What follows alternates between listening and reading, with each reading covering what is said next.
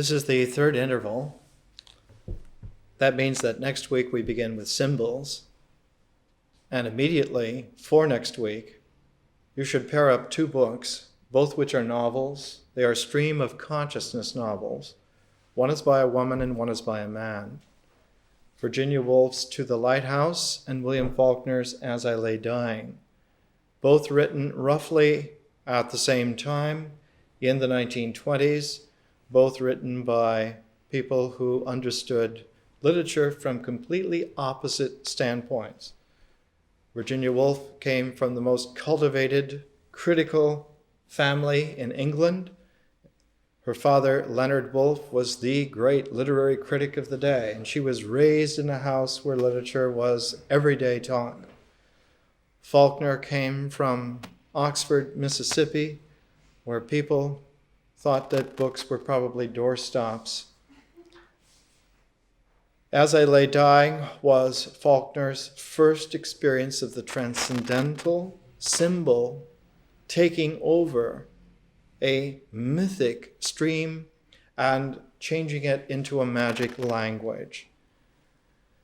Virginia Woolf's To the Lighthouse is an example of one of the most sophisticated psyches that England has ever produced, who refined and refined her work until it became as transparent as glass.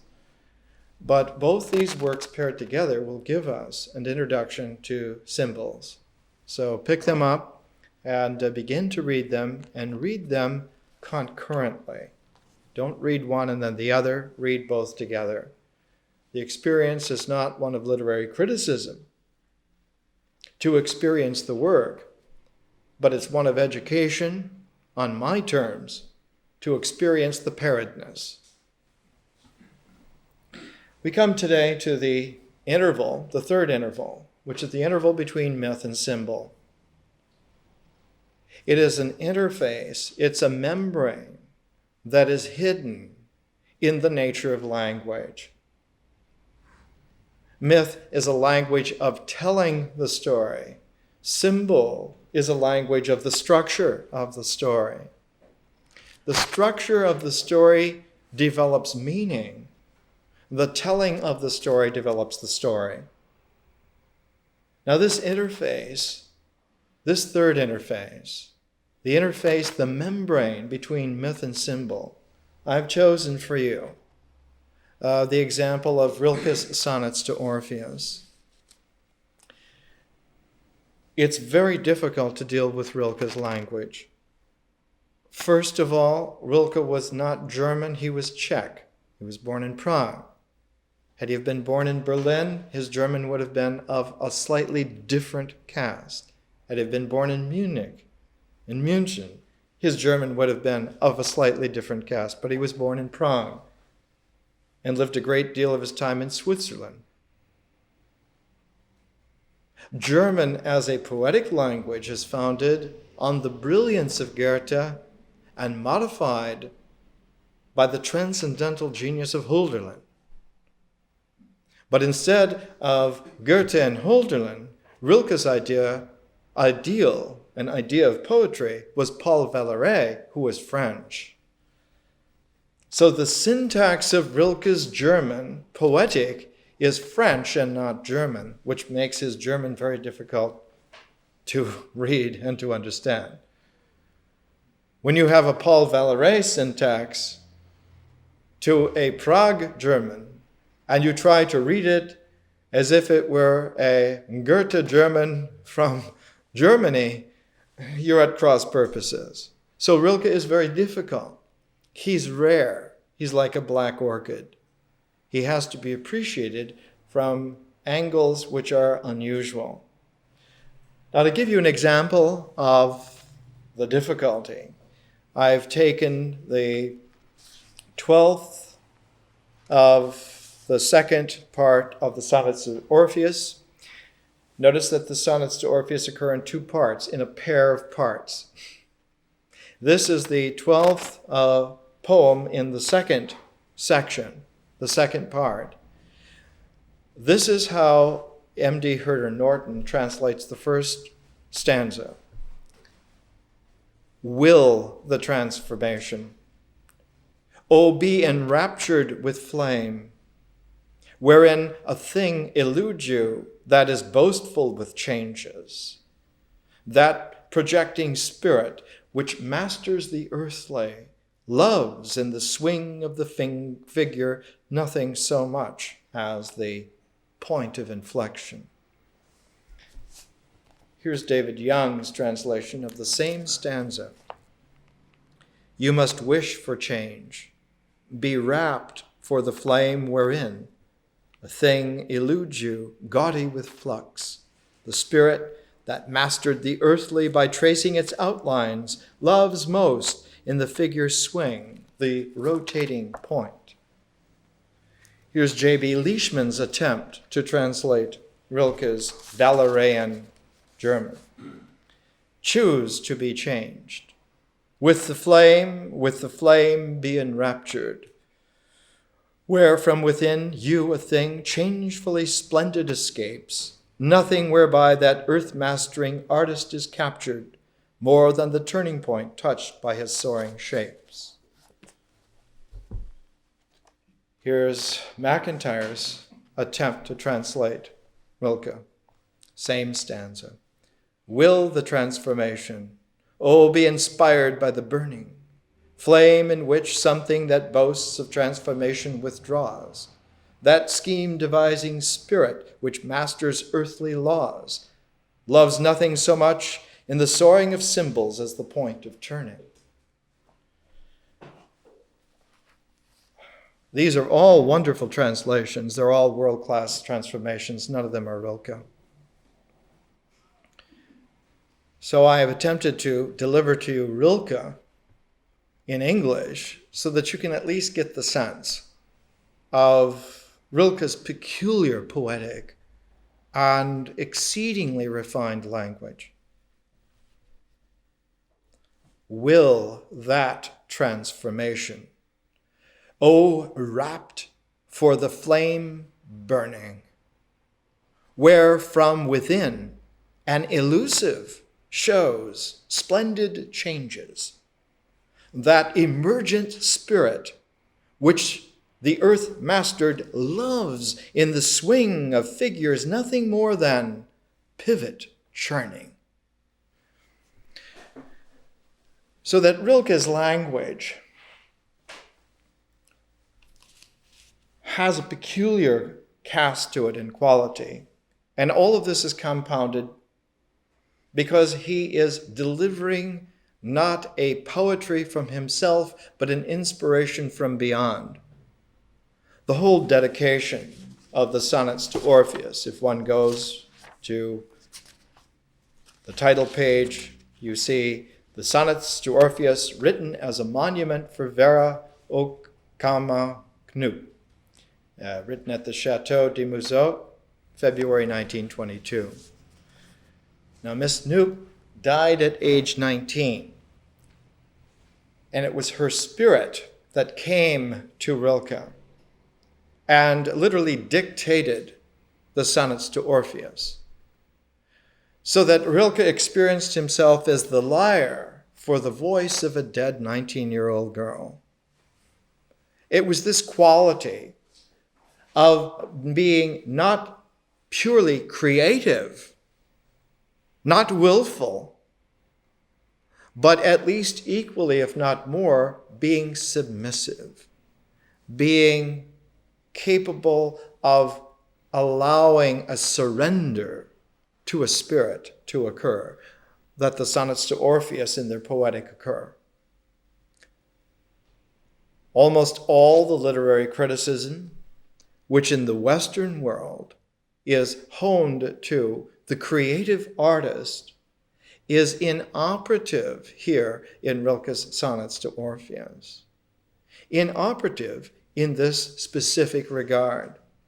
This language is not purely the language of the artist, of Rilke, but is a merging of Rilke's sensitivity to a voice from beyond, to the spirit of a 19-year-old dancer who died prematurely, a spirit from the dead And so Rilke's living voice is surrendered to the inspiration of a dead girl. So it's the dead and the living together, merged together. It is Rilke and a spirit from beyond together. So when one comes to appreciate the sonnets to Orpheus, many times the appreciation of them is set within the larger appreciation of another cycle of poems called the Duino elegies. Elegies being poems that deal with death, that deal with the departed. Elegies to those passing from a living standpoint, from the lament of the living for those passed on. Elegies. Duino because they were written at Duino Castle on the coast of the Adriatic in what is today, I think, Croatia. Yes, I don't think it's been reclaimed by Serbia. It's Croatia, the Yugoslavian coast. The Duino elegies are Rilke's. They belong to the aesthetic of Western critical tradition that comes down to us, descended from the Greek and the Roman and the European. But the sonnets to Orpheus are peculiar. They are not set within, like a jewel of the Duino elegies, but they are a glimpse of something apart, something beyond. Now, the correct term to use for the sonnets to Orpheus is that they are an attempt at a transcendental consciousness. That is to say, they're a preview of the magical.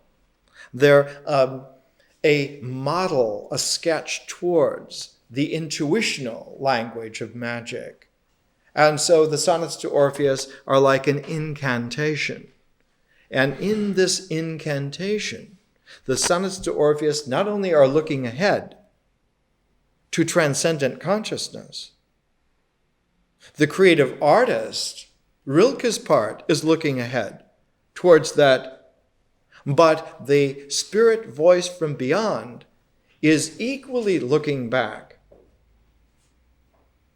The spirit voice of the young 19-year-old dead dancer, the voice from the dead, goes as far back as Rilke goes forward.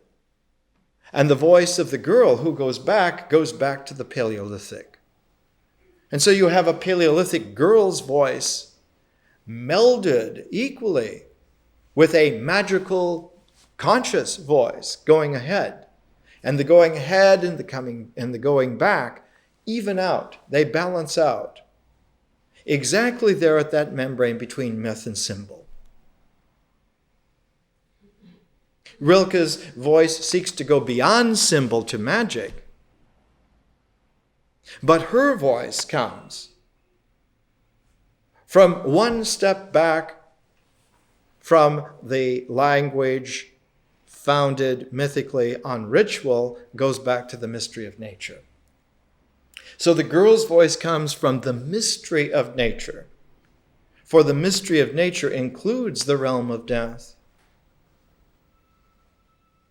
Death is an integral part of the mystery of nature. Death and life in nature belong together.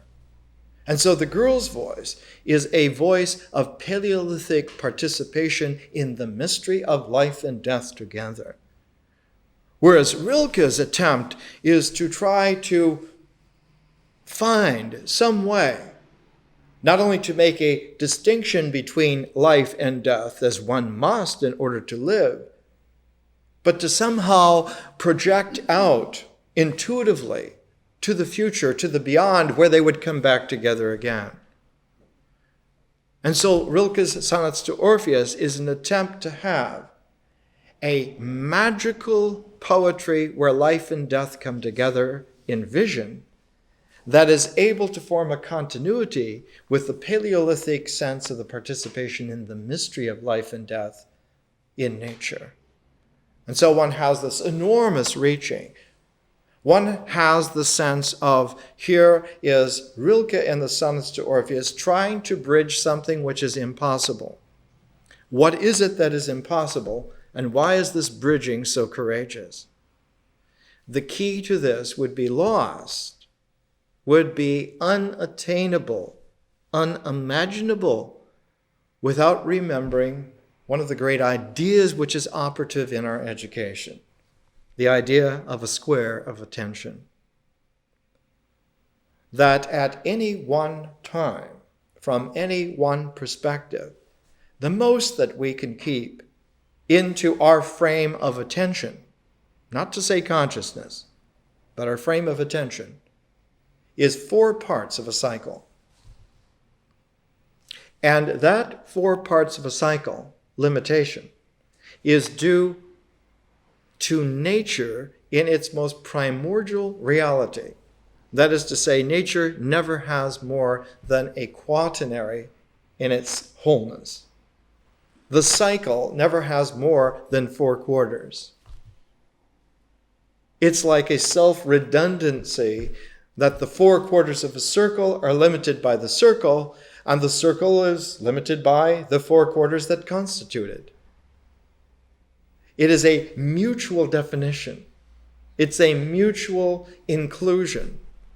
The 4 parts of a circle find their boundary in the circle, and the circle finds the limit of its structure in the 4 parts.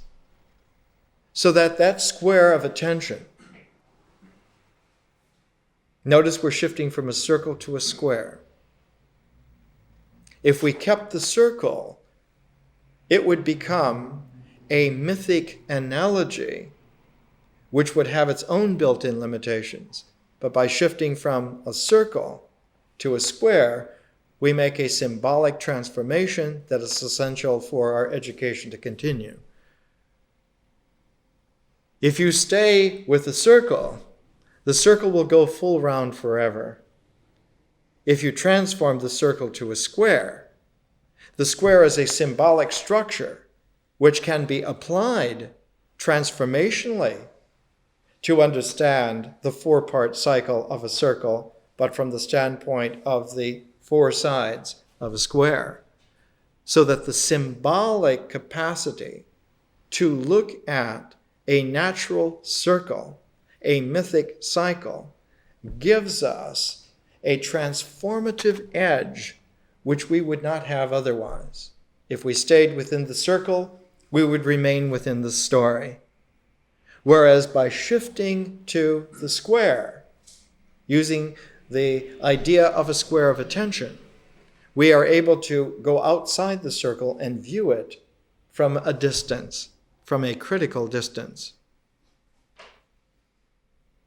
This is the source of the critical metaphor, an angle of vision. With a circle remaining in a cycle, one does never develop an angle of vision. An angle of vision comes from the symbolic square, from one of the corners, one of the angles. And it's one of the great triumphs of reality that an angle of vision from a square also becomes transformationally a radius of the circle. This is why when one sees the great transformational symbol of the Renaissance, one sees man in the Leonardo version is a great X in the circle of nature.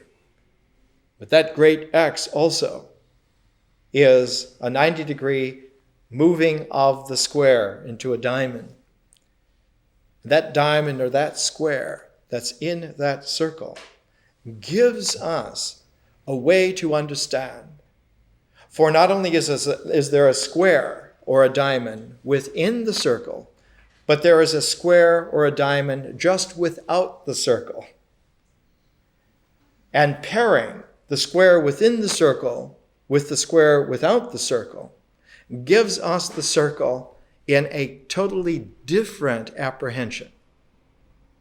That pair of squares are the limits of vibration of that circle. That pair of diamond shapes, the one within and the one without, having the circle tangent on the sides in both cases, paired together are like a tuning fork of the vibratory capacity of the circle. One can gauge the reach of a cycle by the pair of squares, by the pair of symbolic frames of attention that occur, shepherding it within itself. It's like this principle. In planetary astronomy, we now know that rings around planets are maintained gravitationally, not by the planets, but by little shepherd moons that keep the rings within place. The rings of Saturn, the slight rings of Jupiter, of Neptune, of Uranus. All planetary ring systems are kept in their harmonic orbitally by shepherd moons. And so we have the same kind of situation here. The squares of attention, the frames of reference. Notice the universal use of this, not a metaphor, not an analogy, but a symbolic analytic.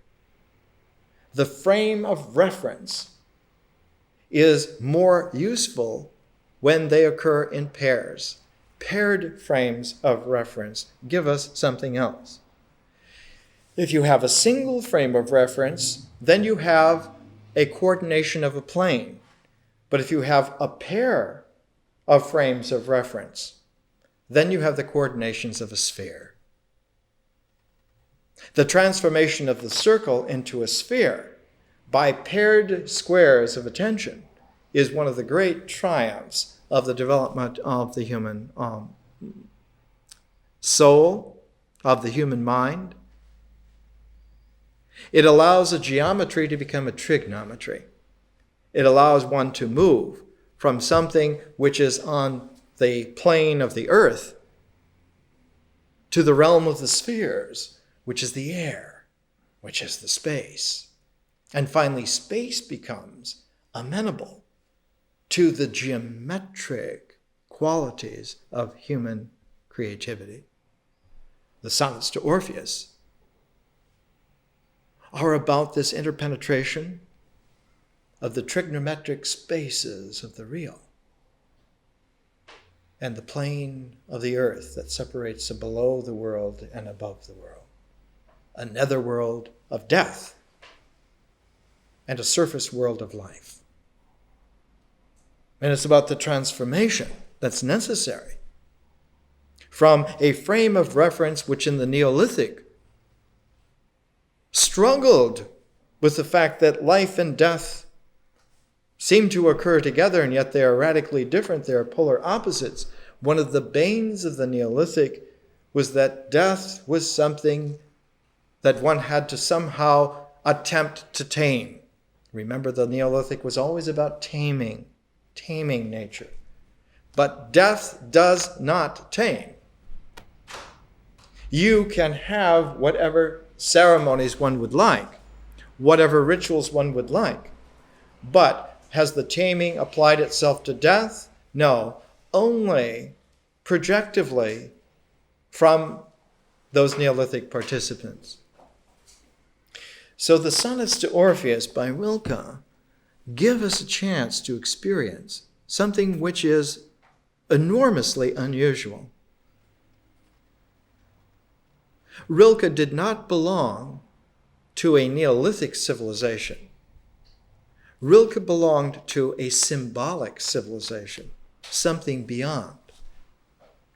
But he was not able to be satisfied with being a voice, a poet, within even the larger structures of a symbolic civilization. He wanted to go beyond, something else. He wanted to go to a transcendental realm.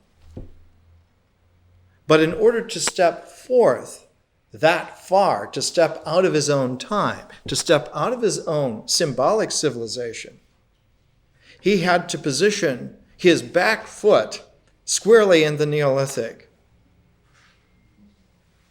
So Rilke's back foot is in the Neolithic, but his front foot is stepping out into pure space, into the unknown, and straddling in between, in the step, in the stride of the man, was the whole realm of symbolic civilization, which he was then overlapping. And instead of being a person in his own time, he was completely outside of his own time. One foot of his was back in the ancient past, in the mythic past of Neolithic times, and the other foot was struggling to find something in magical consciousness that was not yet there, was in a future, an unknown, an open space. But the balance of the situation was, not only was it Rilke who was trying to deliver this step, the step over the limits of symbolic civilization, the step from the mythic to the magical. But there was another voice, that voice of the 19-year-old girl, the dancer who had died, who from the dead had come back into Rilke's study and was whispering to him. But her whisper to him was not in prose. It was in a poetic song. She was singing to him. And so the ghost of the girl was singing in his ear, in his psychic ear. And every time he spoke in such a way that her song was modulated to his man's voice. And Rilke himself was astonished. It was an amazing event. Every time one sings in one's own voice, one is singing a duet with the dead. And the young girl's voice was constantly there, closer than braiding. It was harmonically merged so that he had, almost like in a sound mixing studio for a recording company, where someone sings and then they electronically record the voice in a slightly different pitch, and so you hear this duet. But the duet is so close that there's no difference between them. And so Rilke, the living man, and Vera, the dead girl, sing this duet. But her language, her song, and its meaning are constantly modulating with Rilke's meaning. And he astonishes himself.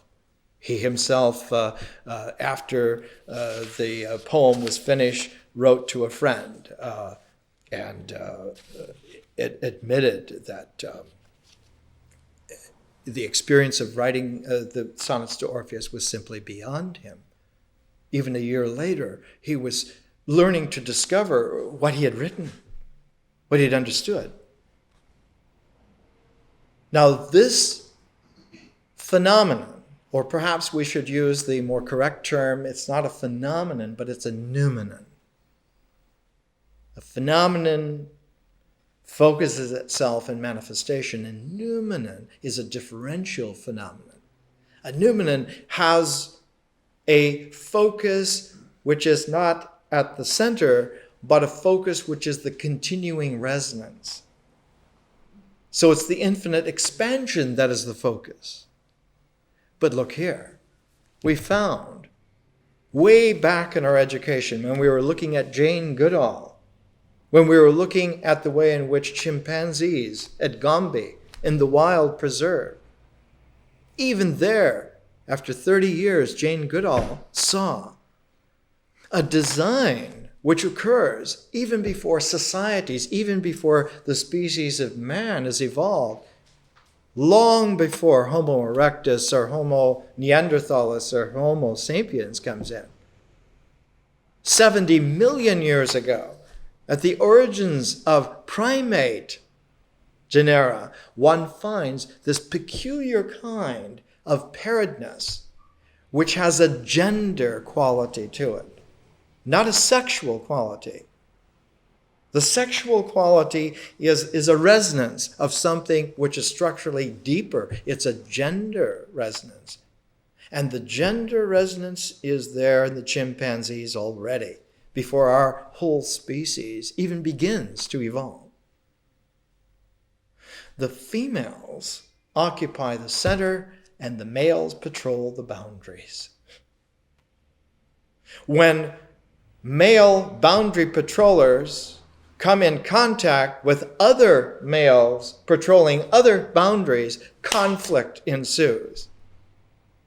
But females at one center are able to, by osmosis, go through any boundary and reoccupy a different center, so that the genetic pool is maintained by the feminine gender because they can transpose centers.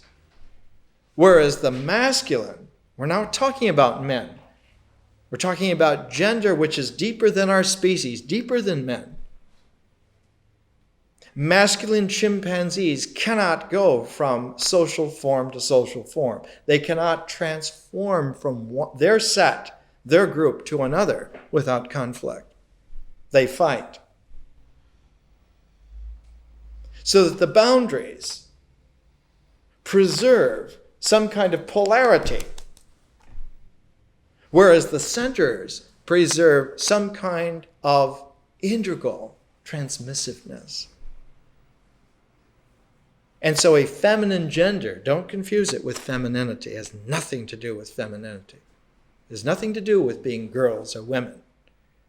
It has something primordial to do with the way in which nature bifurcates itself so that a structural part of it maintains its thingness.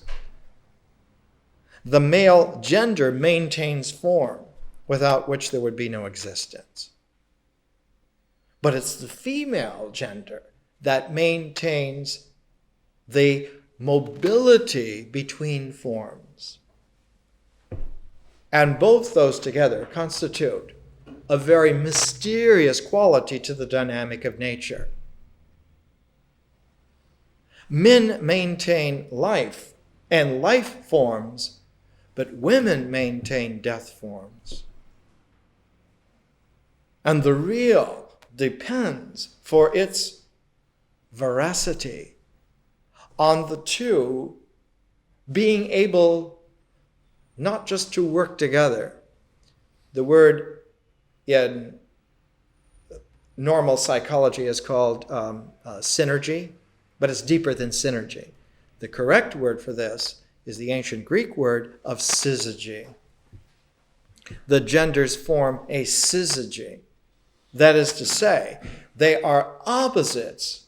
They are always opposites, but they are opposites whose polarity helps maintain form, but whose transformation into complementarity ignite a transform, a different form, something new. To put it in a very colloquial term, the female gender, not women, not femininity, but that gender in the mystery of nature, is the trigger for mutation. The girl's voice, the 19-year-old ghostly voice of the dead dancer, speaks at the very same time as Rilke speaks, and as he speaks, his genius masculine forms go into mutational spurts, into wild sports and shoots that he would be incapable of by himself. And he becomes amazed at himself. And he wrote the whole first part of the Sonnets to Orpheus in 3 days flat, never changed a word. They came shoosh like that. We're in our education going to see 2 other examples of this kind of possession of the male by a feminine spirit from beyond. The first example is going to be at the very beginnings, next week, from Faulkner's As I Lay Dying. When Faulkner wrote As I Lay Dying, He was a young man, very impoverished. He was working at the University of Mississippi. No, he wasn't a professor. He was shoveling coal into the furnace at night. He was a lowly janitor. And in between shoveling coal into the furnace at night, all alone in the boiler rooms of the University of Mississippi in Oxford, northern Mississippi, he was suddenly possessed by the spirit of a dead woman.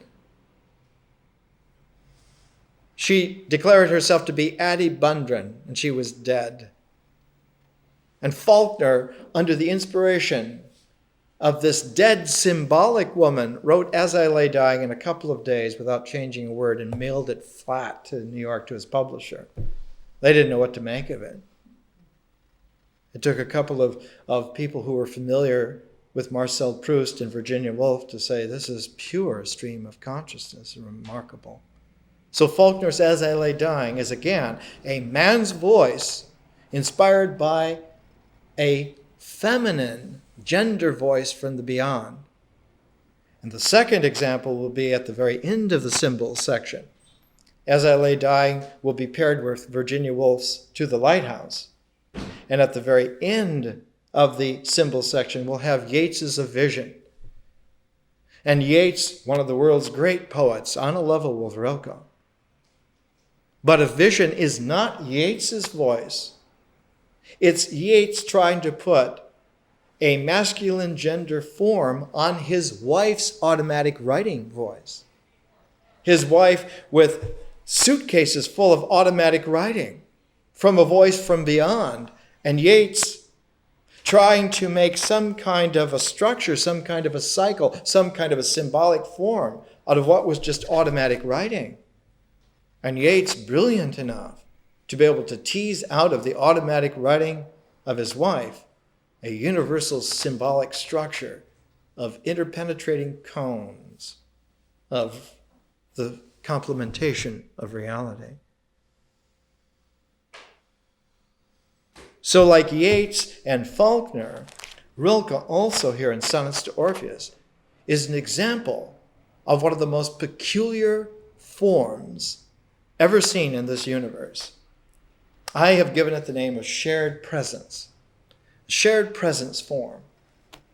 A shared presence has nothing to do with partnership, has nothing to do with couples, has nothing to do whatsoever with those levels. This is a merging of something from the mystery of nature with a non-something from the transcendental realm of vision. The mystery of nature and the mystery of vision. And what makes it so impossible, so improbable, so difficult, is that if you count the stages, the steps, the phases, nature 1, ritual 2, myth 3, symbol 4, vision 5, you have a 5-phase cycle. And we know from our development in our education that the square of attention is a structural limitation. You cannot span a 5-phase cycle in one square of attention without a balancing act. A peculiar balancing act which is famous in ballet. It's called the pirouette. It's a pivot which is done in midair. And only by turning in midair can one encompass a 5-phase energy cycle in one smooth move. Because as soon as one brings vision into play, nature slips into unconsciousness, into subconsciousness. And as soon as one tries to keep nature within the square of attention, vision slips into unconsciousness, into subconsciousness. Magic and nature are never there in the same square of attention. Magic is always supernatural. It's above nature, super, otherworldly. But look here. If what one is dealing with in nature is the netherworld, The netherworld of nature turns out to be miraculously harmonious with the other world of magic. The underworld of life turns out to have a continuity with the overworld of superlife. And so there is this kind of chance, there's this peculiar road of continuity, there's this unbelievable discovery, which Rilke makes in Sonnets to Orpheus, again, as Yeats will make in A Vision, as Faulkner will make in As I Lay Dying. It's largely men in our time who have made this discovery, whereas 1,000 years ago it was women, largely, who made this discovery. In the 11th century, there is the beginnings of an impossible glimpse by the greatest scholastic logician of the time. His name was Anselm, Saint Anselm, who was the first of the great medieval logicians, the founder of scholasticism. And yet, in his poetry, he refers again and again to Jesus, a man, as his mother. Jesus the mother. And that peculiar, impossible insight is developed in the following century, in the 12th century, by all the great female mystics, like Hildegard of von Bingen. A whole raft of genius, female mystics, developed this particular insight that the merging of the male and female gender are somehow some peculiar key to the mystery of nature, which is continuous with some mysterious key of the nature of transcendental consciousness. That transformative magic has something to do with the mystery of nature. Nature transforms magically into consciousness by a mid-air pirouette, a pivot that no longer touches the earth but does not yet ascend to the sky. And it takes a very deft dancer to be able to do this. Or to use another metaphor, which perhaps is a little better in this case, farmers could never write this kind of language. It's the language of interstellar gunfighters. Let's take a break.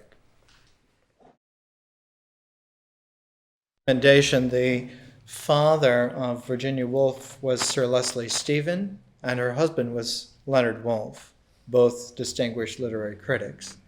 The point is that Virginia Woolf was surrounded by literary people. She was the head of the Bloomsbury group that had people like T.S. Eliot in it and John Maynard Keynes.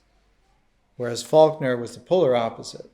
He was a Mississippi loner whose only companion was very often the bottle of scotch. Actually, he did find good companions a couple of times in his life. He came to Hollywood to work on the screenplay of The Big Sleep, and Howard Hawks, being a wonderful humanist, discovered that Faulkner was not doing his best work because he wasn't at home. So Hawks and Clark Gable and William Faulkner and a couple of other people went duck hunting down in Imperial Valley, and they took 2 cases of scotch, and they came back with empty bottles and no ducks. And after that, Faulkner worked very well under Hawks. This is a symbol, this Bodhi leaf, and this is the mythic image. The difference between a myth image and a symbol. The symbol is refined and objective. The mythic image is fluid and in transformation. It's in process. The flow of a mythic image keeps it within myth. The objectiveness of the symbol gives it its symbolic depth. This will be a great insight for us when we come to look at symbols for the next 12 weeks, to understand that ideas are as objective as things. Ideas are there as realistically as objects in nature. The objects in the mind and the objects in nature vie with each other for reality, which is what produces such a polarity between mind and body. Not because body is objective and mind is subjective. That's a fool's game to play. That's not the polarity. Subject-object is not the polarity at all. That's a Kantian misunderstanding. The polarity is object-object.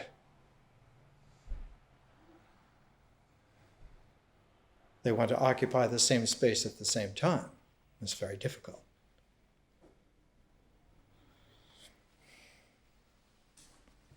It's like once Chogyam Trungpa, the errant Tibetan Rinpoche, was giving a series of lectures when he was first in the United States in the late 1960s, early 1970, in fact. It was the spring of 1970 in Berkeley. He came out with a cigarette in one hand and a 2-liter Coke bottle in the other, and plaid shirt outside of dungarees, and looked like a little boy until he started to speak, and spoke with such ultimate clarity. It was astonishing. And he said, in the West, you think that people fight because they don't understand each other, and this is misunderstanding on your part. They fight because they do understand each other, and that's why they fight. They don't agree. So the problem is object-object. The dichotomy is two objectives, not subject-object. Subject-object is always related by connectiveness, whereas object-object are polarities integrally until one finds a context that takes both objects together and melds them into a higher unity. So that reconciliation is a transformational quality. It's a phase that only comes in after the objective polarity has reached a loggerhead. Reconciliation of opposites is always a magical act, an alchemical act of a quintessential phase, the fifth phase. Chinese civilization is founded on the 5-phase energy cycle of Taoism. It never had any problem with transcendence whatsoever. But the West is founded upon a 4-phase quaternary square of attention that requires a transformation to get to the 5th phase. In the Western wisdom tradition, alchemy was always a movement beyond nature, whereas in Taoist alchemy, the transformation was always included all the way through the development, all the way through the form. The Taoist transformative phase is in the first part, in the Tao, whereas the Western transformation is in the 5th phase, in the magic. It's a completely different emphasis. But notice, the Chinese put alchemy at the beginning and the West puts alchemy at the end. And when you put them together, you get a perfect complementation. Now we're talking about Rilke. We're looking at Sonnets to Orpheus as the interface between myth and symbol. This interface, this membrane, that the world of myth changes into the realm of symbols. And that interface, very traditionally, was always the surface of the earth. Myths belong to the earth, symbols belong to an understructure. Symbols belong to something interiorized. A language which stays on the earth and talks about these things and their processes, about ritual and experience, that's a mythic language. But words all by themselves tend to interiorize, to go deeper. And as they go deeper, they create that symbolic realm. The mind is a space that is made by the penetration of words, of language, into the netherworld. Now, when it comes to translating Rilke, we've talked about how difficult it was. Let me give you an example of a translation I made about 26 years ago from the Sonnets to Orpheus. This is the first part, section 9. Here is a Rilkean language in English, again, so that you can get the quality of the way in which Rilke's poetic voice has an oddity about it that makes it unique in world literature. Remember, he's not German, but Czech. He's born in Prague. He lives a lot in Switzerland. So he has a Czech, Swiss, German, and a poetic that's founded on Paul Valéry more than Goethe. So he has a French aesthetic into a Czech, Swiss, German language, but he's dealing with a very effete kind of realm. Here is a translation, first part, section 9, that I made. Remember, a sonnet's form is 4, 4, 3, 3, 8, and 6. Only he who has lifted his lyre, also among shadowness, may in divining give that infinite praise. Only he who with the dead has eaten that poppy of theirs will not ever again lose a tasteful tone. Through the reflection in the pool, often swimming shimmers, know that image. There, in the doubling realm, do voices come due, eternal and mild. Remember, it's a girl, 19-year-old girl's ghost who's singing with him. A masculine gender envisioning tends to be gunfighter savage, tends to be so penetratingly pure as to not leave any room for anything except that point that goes beyond. But a girl's temperament, a ghostly girl's temperament, a dancer girl's temperament, and ghostly quality has this diffuse gentleness. And so the sonnets to Orpheus have this duet between a diffuse gentleness of a girl and the straining penetration of masculine poetic genius, brought together into an equanimity, which gives the incredibly difficult tone of Sonnets to Orpheus. I'm going to give you the translation of the first sonnet to Orpheus, but before I do, this is M.D. Herder Norton. I want you to get the cast, the mystical tone, that the outcome of this equanimity, of this penetrating masculine and this diffuse young feminine together, makes an equanimity on a very rare level. But before I do so, we need to reconnoiter one basic idea, and that is, one is dealing here with an archetypal energy, not just an energy of images. Mythology is an energy of images. Words have imagery. Whereas symbols are deeper. Symbols have ideas. They have the energy of ideas. They're heavier. But vision has something peculiar. Vision has winged words, as Homer would say. It has words so fluid that they fly from the weight of the ideas. The weight of the ideas has sunk deeper than the weight of the images.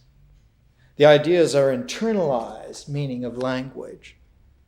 But the visionary language, the magical language, is able to fly above that realm. And so while symbols create a netherworld of structure, magical language create a heaven of possibility. And so one has, at the very same time, two distinct movements: an ascension to vision and a descension to the symbolic netherworld, both at the same time. The equanimity of which is the mythic horizon of language brought almost into a scintillating brilliance. It's like, yes, it's the surface of the sea, but it's the surface of the sea lit so brightly by the sun as to be almost like a mirror. That's the quality that's here in the Sonnets to Orpheus. One of the archetypal qualities, we talked about the angle of vision, remember, from a square of attention, and how the angle of vision becomes a radius in the circle, the cycle of nature. And the only way to blend the two is through a pivot in midair. How deep the archetypes run. Here is a soft pivot computer program published by Radius Productions. The archetypes run so deep as to be astonishing because they turn up whether you will them or not, whether you're aware of them or not. They are there. So not only is it a brilliant reflection on the sunlit surface of the sea, but the surprise is that one is there as part of the sun as well as part of the reflection. That light is from you. So you are the reflection and the source of light at one and the same time. So there's a magical mystery involved here. So here is Rilke, Sonnets to Orpheus, Part 1, First Section, M.D. Herder Norton, translation. There arose a tree. Oh, pure transcendency. Oh, Orpheus singing. Oh, tall tree in the ear. And all was silent. Yet, even in the silence, new beginning, beckoning, change went on. Creatures of stillness thronged out of the clear, released wood from lair and nesting place.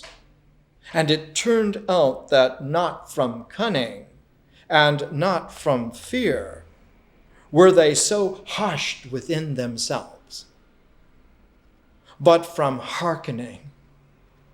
Bellow and cry and roar seemed little in their hearts. And where before hardly a hut had been to take this in, a covert out of darkest longing with an entranceway whose timbals tremble, you built temples for them in their hearing.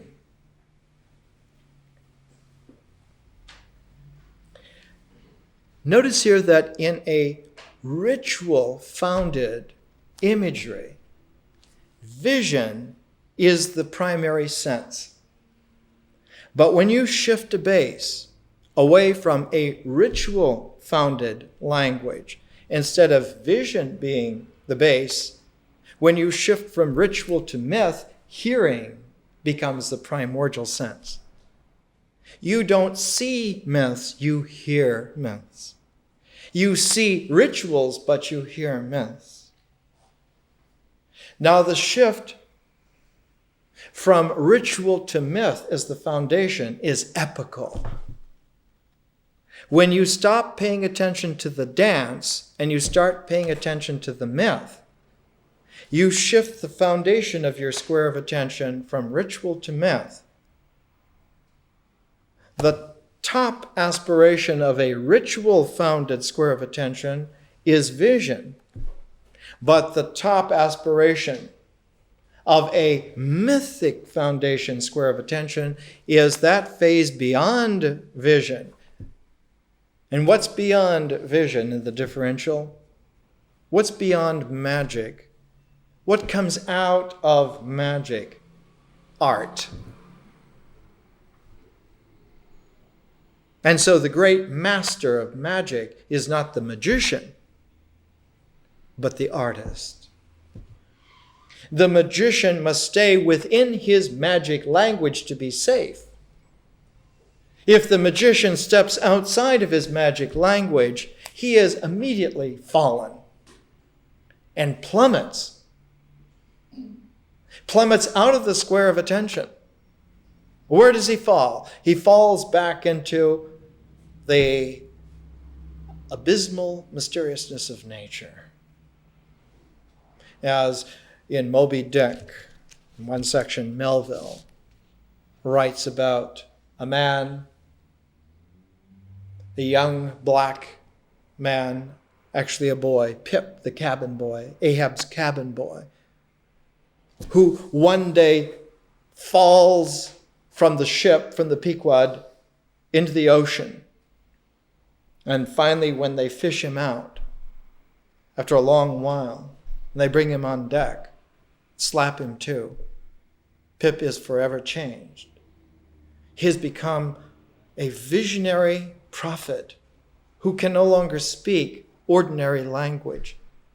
And Melville says of Pip that he went so deep into the ocean of nature that he saw God's foot on the treadle of existence. The magician who falls out of the protective confines of his magic language will fall into that depth of mystery. But the artist who is differentially transcendent can go outside of the limitations of the magician. The artist is much greater than the magician.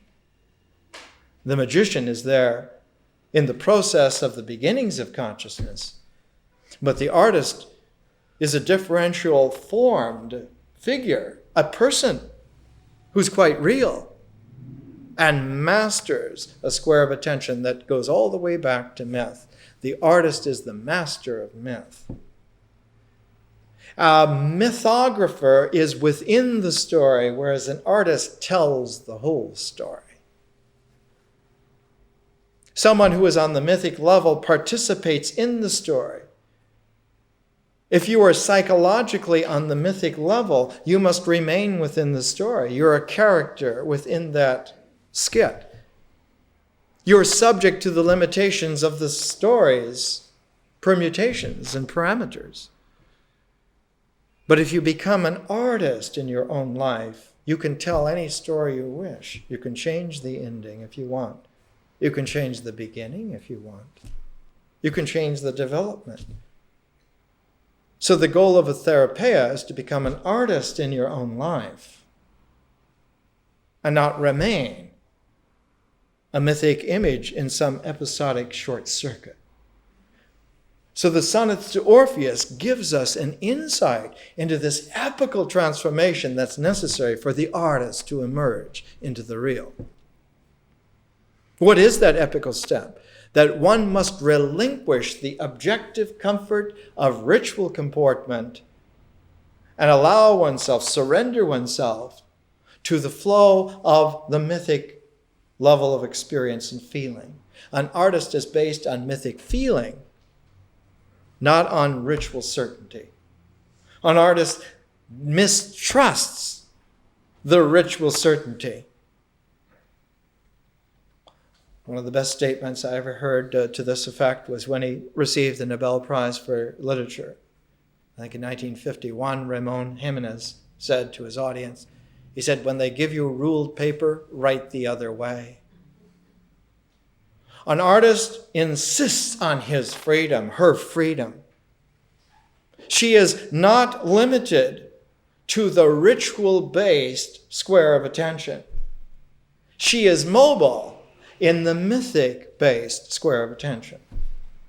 And so one has to become masterful of myth and magic to be an artist. This again and again is a theme, for instance, in Thomas Mann. If you are a master of myth and magic, then the artist is indeed free, ready to explore the cosmos. Thomas Mann struggled with the mythic qualities in Joseph and his brothers, and struggled with the magical qualities in Dr. Faustus, and triumphed over both. Thomas Mann, one of the great examples of a true artist. Here is Rilke. Here's the second of the Sonnets to Orpheus. I'm trying to give some context and background as we move along, and we see that Rilke, one foot back in myth, the other foot stepping forth into a magical unknown, a visionary space. But not just his voice, that of a ghostly 19-year-old dead girl dancer singing with him. almost a girl it was, and issued forth from this concordant joy of song and lyre. And clearly, shining through her springtime veils, she made herself a bed inside my ear and slept in me, and all things were her sleep. The trees I always marveled at, those feelable distances, the meadow felt, and every wondering that befell myself. She slept the world. You, singing God, how did you perfect her, that she did not crave first to be awake? See, she arose and slept. Where is her death? Oh, will you yet invent this theme before your song consumes itself? Whither is she sinking out of me? A girl almost. You can see the apprehension of the man struggling with this diffuse girl-like inspiration. No longer a kind of Apollonian muse, but some kind of ghostly Persephone, which he finds himself intimately attuned to. And every time his attempt at a harmony, at a harmonic, which was natural to him as a poet, instead of an Apollo, an Apollonian quality, it came out with an Orphic quality. Rilke, who could sing like an Apollo as great as any poet who has ever lived, he could make poetic Apollonian forms that were so astonishingly great and clear that Nietzsche would have quoted him as the first example of an Apollonian capacity. But when he was singing the ghostly duet with the dead girl, his Apollonian voice turned out always to be that of Orpheus. He was shocked, he was surprised. An Apollo who every time he opens his mouth sings like an Orpheus.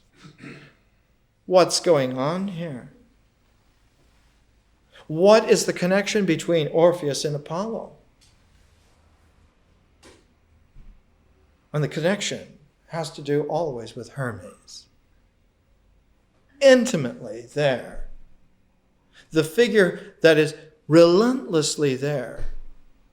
From any angle of vision, from any quality of realization, from any symbolic analysis, when one searches what's going on here, one finds the figure of Hermes.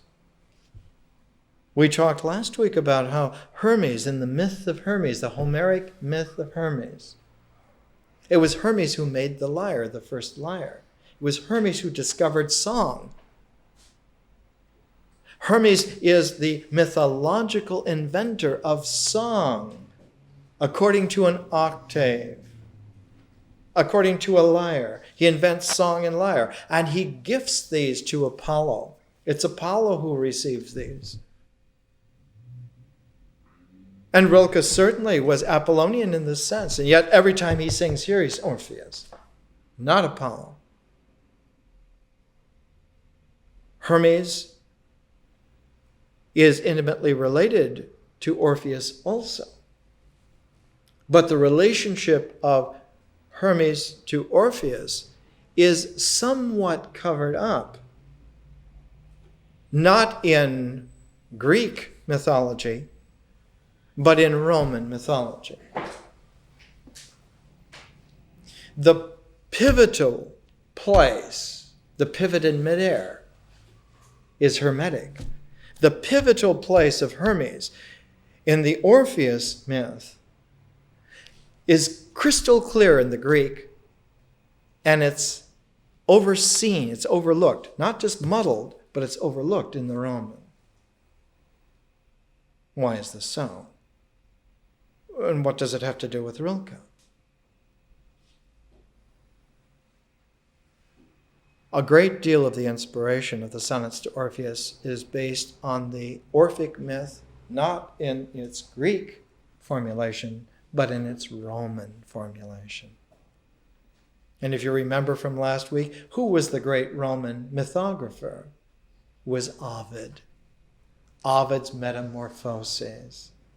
In fact, here in a note, the first note to McIntyre's University of California Press translation of Sonnets to Orpheus. Note, Part 1, Poem 1. In the Metamorphoses of Ovid, Book 10, Orpheus creates a forest with the music of his lyre. In the present adaptation, the silent animals that, according to lines 9 to 10, either had been mute before or were suddenly muted by the power of the melody, are now taught to hear for the first time. The tree belongs to the same symbolic wood in which Rilke had long before created another tree in a previous poem. This tree might be called a visual tree, and that of Orpheus a tree of sound.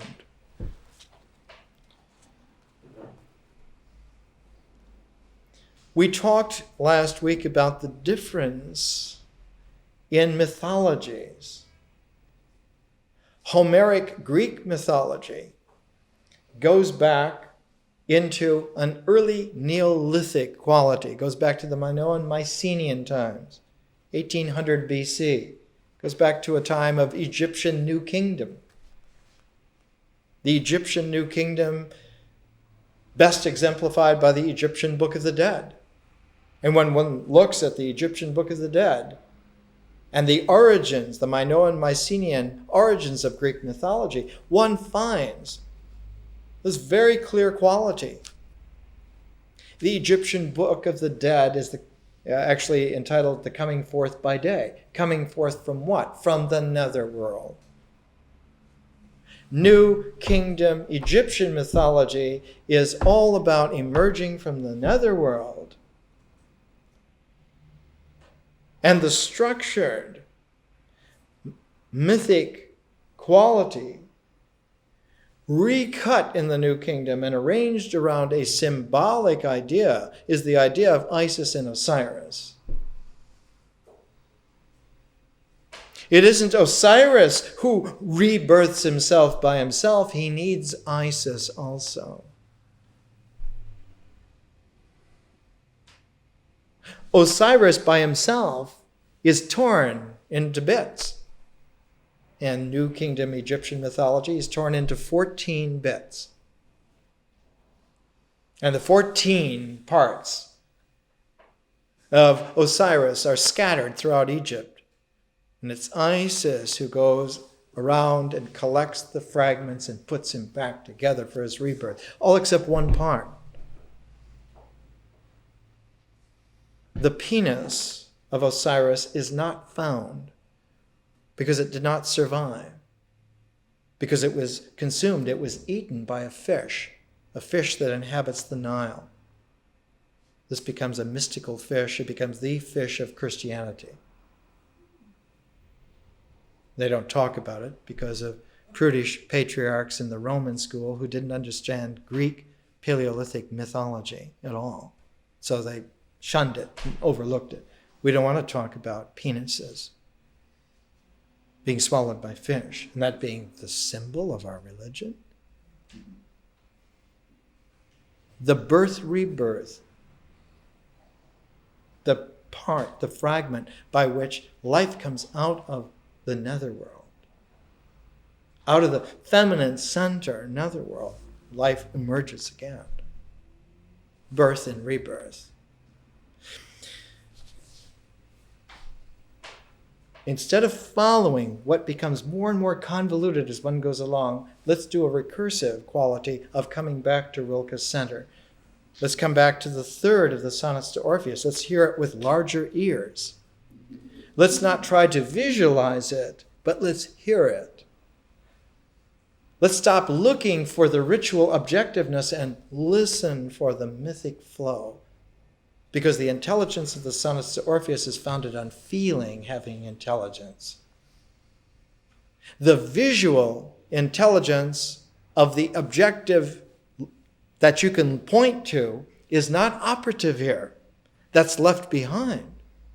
Now what is operative is this kind of mild yet eternal diffusive flow quality of feeling-toned experience which the myth has.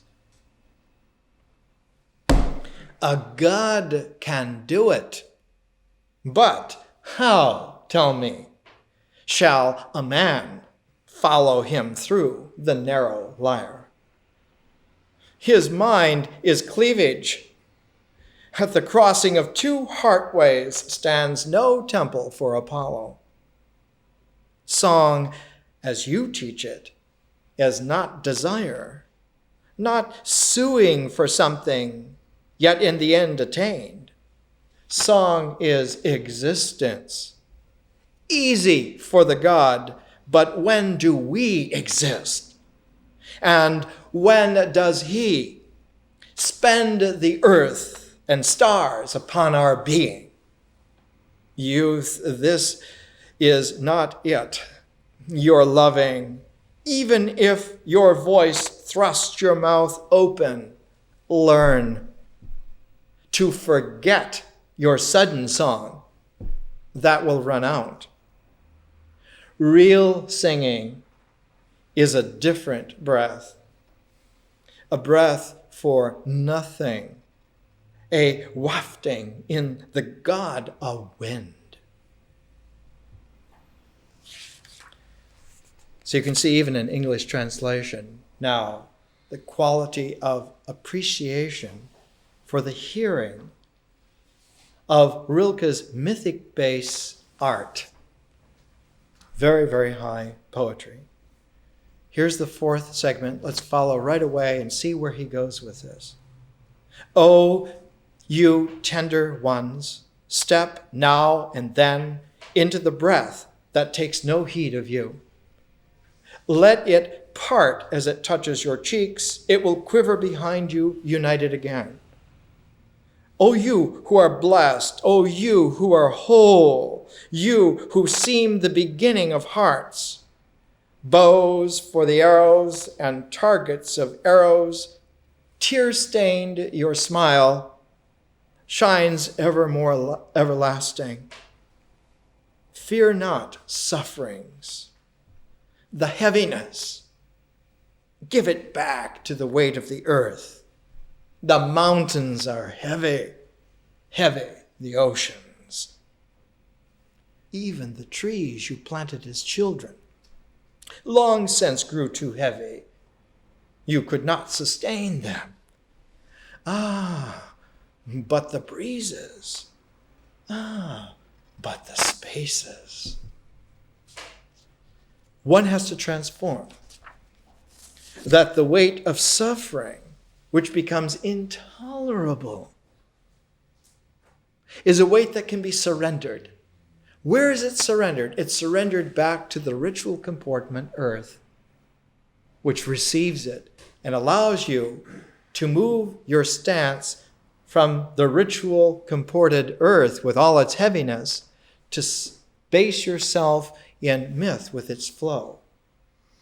You don't feel the weight in the buoyancy of being based in myth.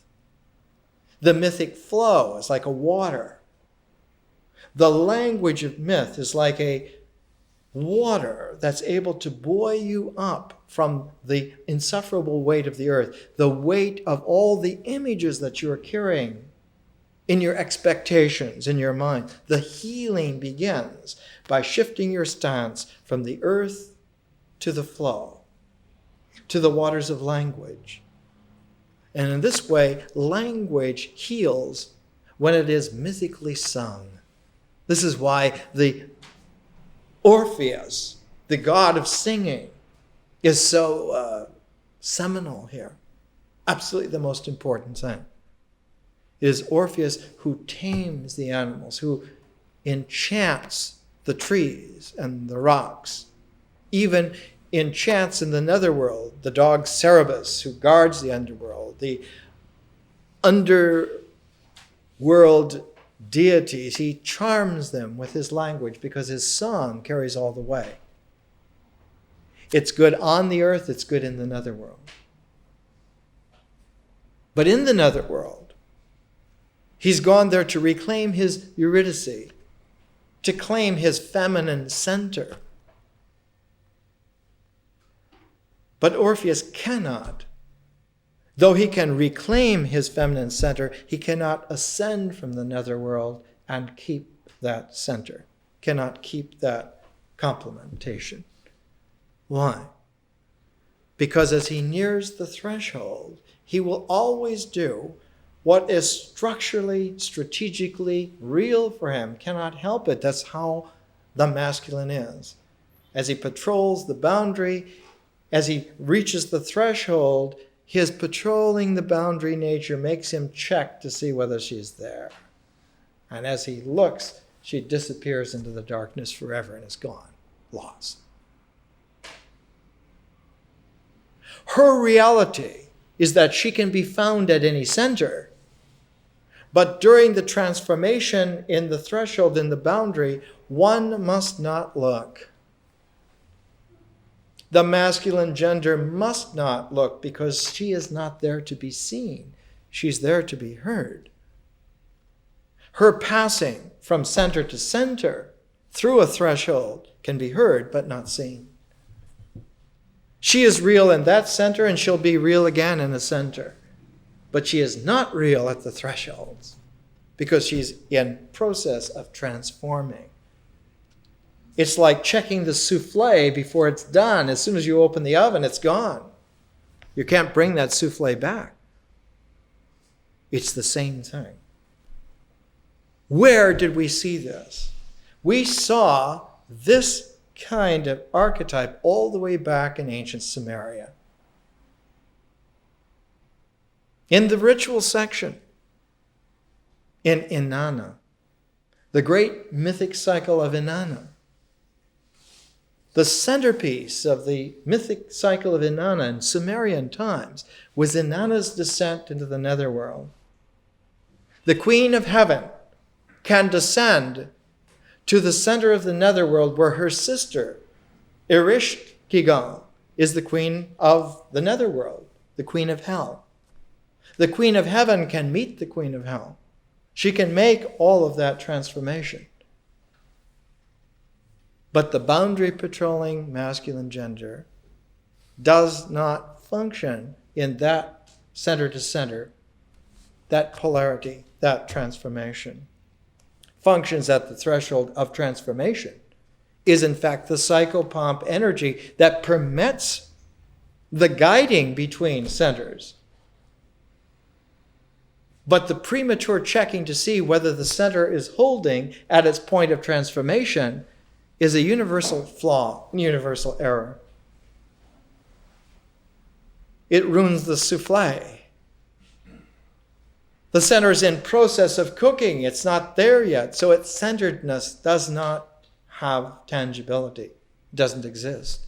And when you check to see whether it exists, its non-existence is what exists. And so this preemptive structural quality of the masculine, unless it knows how to cook, will ruin the dish every single time. Cannot help it, will ruin it, not out of naivete, but out of understanding. They don't fight because they don't understand each other. They fight because they do understand each other. The error is made not because the masculine gender doesn't understand, but because it does understand. And understands that at this transformational threshold, one has to do what one does to check to see whether everything is protected. So one has to hold in abeyance the very essence. Now, when you hold in suspension an essence, that essence then flows through an equanimity that transforms. That's how one form becomes another form. Because its transformative phase holds the essence in suspension. If a man doesn't learn how to hold himself in suspension at a moment of transformation, doesn't surrender to the transformation and let it happen, it'll always sabotage it. Always.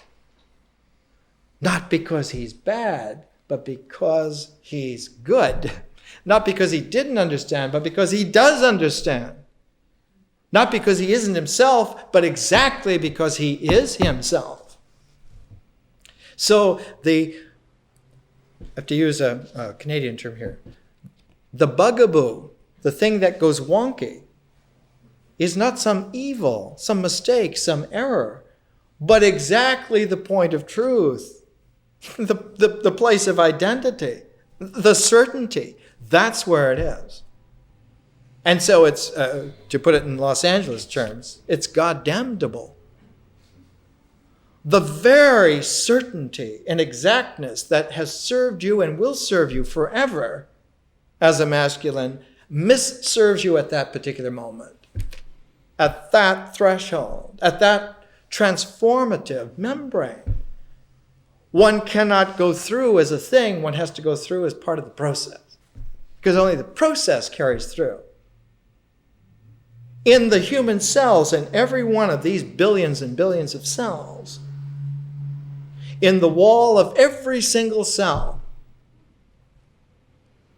energy, electrical energy is able to go through because there are calcium ions or sometimes potassium or sodium ions embedded in the cell wall. An atom of calcium that acts as a threshold, as a gate, that allows for energy to go through. If it didn't go through in a transformable mode like that, if it couldn't cross the threshold, it would be stuck in the previous cell. It can't go from cell to cell without going through the gate. But if it goes through the gate, as cellular usable energy, it's a thing. It's a particle. And it can only go through the gate as a wave. Reality works because particle-wave complementarity is a universal phenomenon. It's not a duality at all. It's a complementarity. It makes reality possible. Otherwise, there's no transmissibility of anything from anywhere. A point in space-time would be impossible to have any other place. One has to be able to transform space and time, point by point, in order to have movement. And without movement, life is impossible. Not only life, existence. Not only existence, non-existence. There is no reality whatsoever without this transformative trigger of actuality. This ability to stop being what you are and to flow into what you will be. So the very last sonnet to Orpheus has this kind of a quality. Here he has the translation by M.D. Herder Norton. Silent friend of many distances, feel how your breath is still increasing space. Among the beams of the dark belfries, let yourself ring out. What feeds on you will grow strong upon this nourishment. Be conversant with transformation. From what experience have you suffered most? Is drinking bitter to you? Turn to wine. Be, in the immeasurable night, magic power at your senses' crossroad. Be the meaning of their strange encounter. And if the earthly has forgotten you, say to the still earth, I flow. And to the rapid water, speak, I am. Symbols next week.